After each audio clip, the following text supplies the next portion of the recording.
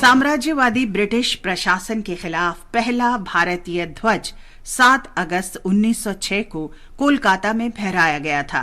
इस झंडे में लाल, पीले और हरे रंग की 3 पट्टियां थी, जिसके बीच में वंदे मातरम लिखा था। ध्वज पर लाल पट्टी में सूर्य और अर्धचंद्र था और हरी पट्टी में 8 आधे खिले कमल थे। माना जाता है कि इसे स्वतंत्रता सेनानियों सचिंद्र प्रसाद बोस और हेमचंद्र कानूनगो ने डिजाइन किया था। हम आज महान साहित्यकार गुरुदेव रविंद्रनाथ ठाकुर को श्रद्धांजलि अर्पित कर रहे हैं।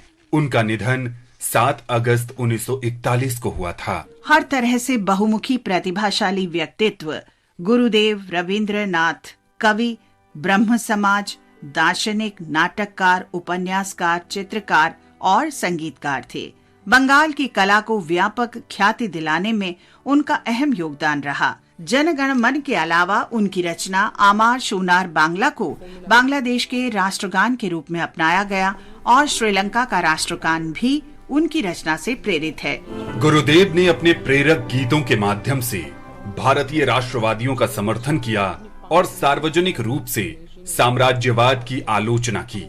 1905 में बंगाल के विभाजन के दौरान रविंद्रनाथ ने स्वदेशी आंदोलन को सक्रिय नेतृत्व प्रदान किया, जिसमें ब्रिटिश सामान के बहिष्कार और स्वदेशी उत्पादों को बढ़ावा देने का आह्वान किया गया था। रविंद्रनाथ ने बंगाल की जनता को एकजुट करने के लिए बांग्लार माटी बांग्लार जोल गीत लिखा था।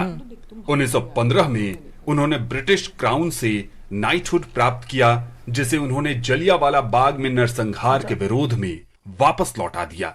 उन्होंने कहा था, जब अंग्रेज भारतीयों को इंसान भी नहीं मानते तो नाइटहुड का मेरे लिए कोई मतलब नहीं। रविंद्रनाथ ने उस शिक्षा प्रणाली की भी आलोचना की जो अंग्रेजों ने भारत पर थोपी थी। शिक्षा में सुधार समाज और राष्ट्र के निर्माण के लिए उनके मिशन की आधारशिला बन गया और इस उद्देश्य की प्राप्ति के लिए गुरुदेव ने 1921 में शांति निकेतन में विश्व भारती विश्वविद्यालय की स्थापना की।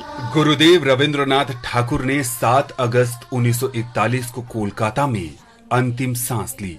रविंद्रनाथ ने बंगाली साहित्य को एक नई पहचान दी और इतिहास के पन्नों पर अमिट छाप छोड़ी। गुरुदेव को समर्पित 5 संग्रहालय हैं। इनमें से 3 भारत में जबकि 2 बांग्लादेश में हैं। संग्रहालयों में उनकी प्रसिद्ध रचनाएं हैं और हर वर्ष लाखों लोग उन्हें देखने आते हैं। आज हम राष्ट्रवादी कलाकार अवनींद्र नाथ ठाकुर का भी स्मरण कर रहे हैं। उनका जन्म 7 अगस्त 1871 को पश्चिम बंगाल में हुआ था। रविंद्रनाथ ठाकुर के भतीजे अवनींद्र नाथ भारतीय कला में स्वदेशी मूल्यों के पहले प्रमुख समर्थक थे। अवनींद्र नाथ ने भारतीय कलाकारों पर अंग्रेजी प्रभाव का मुकाबला करने के लिए Indian society of oriental art और बंगाल स्कूल ऑफ आर्ट बनाया। उन्होंने भारतीय पारंपरिक कला पर विशेष बल दिया। उनका मानना था कि भारतीय कला और उसके कला रूपों ने भौतिकवाद पर जोर देने वाले पश्चिम के विपरीत आध्यात्मिकता को महत्व दिया। मुगल चित्रों और राजपुताना चित्रों के आधुनिकीकरण के उनके विचार ने आखिरकार आधुनिक भारतीय चित्रकला को जन्म दिया।